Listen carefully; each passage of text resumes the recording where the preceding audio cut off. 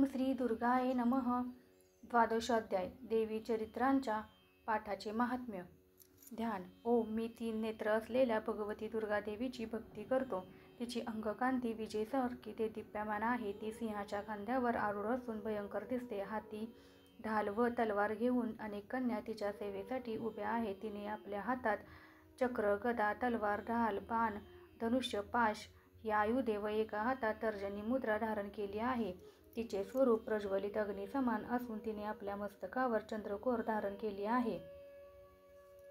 ओम. देवी म्हणाली, हे देवगणांनो, जो कोणी स्वस्थ चित्ताने प्रतिदिनी या स्तोत्राने माझे स्तवन करेल त्याची समस्त पीडा मी निसंशय दूर करीन.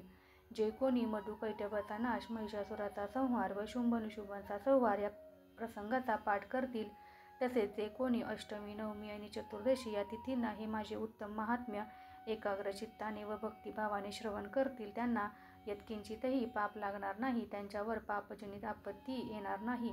त्यांना कधीही दारिद्र्य येणार नाही. तसेच इष्टजनांचा वियोगही होणार नाही. त्यांना शत्रू, लुटारू, राजा, शस्त्रे, अग्नी आणि पाणी यांच्यापासून कधीही भय निर्माण होणार नाही. म्हणून सर्वांनी माझे हे परम कल्याणकारक महात्म्य एकाग्र चित्ताने व भक्तिभावाने नेहमी श्रवण पठण करावे.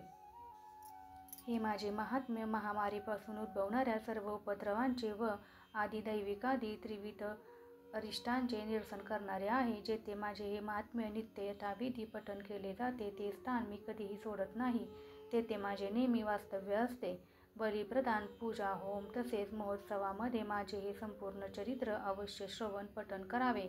असे केल्याने मनुष्याने मजप्रीत्यर्थ जाणता किंवा अजाणता बली समर्पण, पूजा वा होम असे जे काही सत्कर्म केलेले असेल त्याचा मी प्रसन्नतेने स्वीकार करीन. शरद ऋतूत शारदीय नवरात्रीत जी माझी वार्षिक महापूजा केली जाते, त्यावेळी जो मनुष्य माझे महात्म्य भक्तिभावाने श्रवण करील तो मनुष्य माझ्या कृपा प्रसादाने सर्व पीडांपासून मुक्त होऊन धनधान्य व पुत्रांनी संपन्न होईल, यात मुळीच संशय नाही.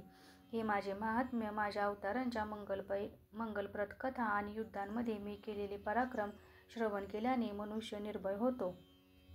माझे महात्म्य श्रवण करणाऱ्या पुरुषांचे शत्रू नष्ट होतात, त्यांचे संपूर्ण कल्याण होते व त्यांचे कुळ वृद्धिंगत होऊन सुखात आनंदात राहते. सर्वत्र शांतिकर्म करताना दुःस्वप्न पडले असता व उग्र स्वरूपाची ग्रहपीडा होत असल्यास माझे महात्म्य श्रवण करावे. त्यामुळे सर्व प्रकारचे उपद्रव व भयंकर ग्रहपीडा शांत होतात. मनुष्यांना दुःस्वप्ने न पडता शुभ स्वप्ने पडतात. हे माझे महात्म्य सटवी आदी बालग्रहांनी पछाडलेल्या बालकाची पीडा शांत करते. तसेच लोकसंघटनेत फूट पडली असता मतभेद दूर करून उत्तम मित्रभाव निर्माण करते. हे माझे महात्म्य दुराचारी लोकांचे अतीव सामर्थ्यही नष्ट करणारे आहे. याच्या केवळ पठणानेच राक्षस, भूते आणि पिशाचांचा नाश होतो.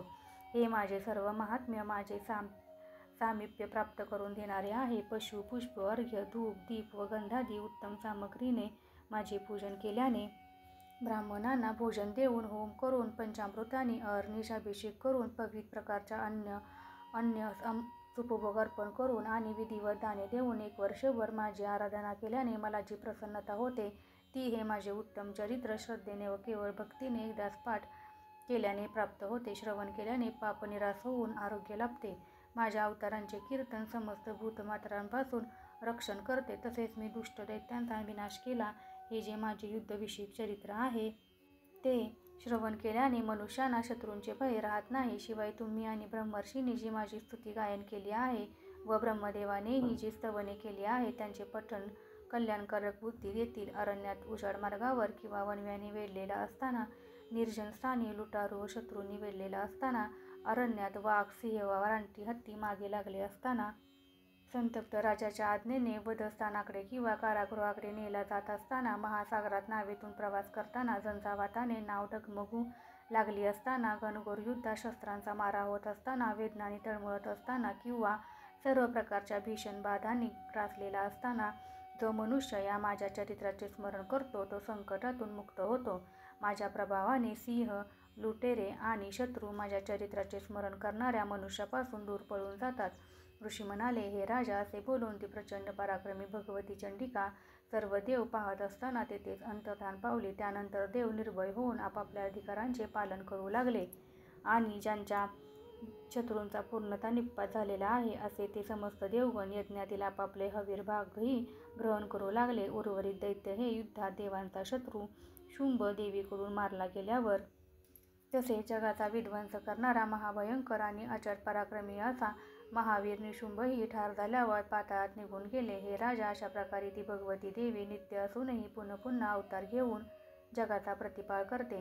तीच हे विश्व निर्माण करते, तीच हे विश्व मायेने मोहित करते आणि प्रार्थना केली असता ती संतुष्ट होऊन ब्रह्मसाक्षात्कारात्मक विज्ञान व ऐश्वर्य देते.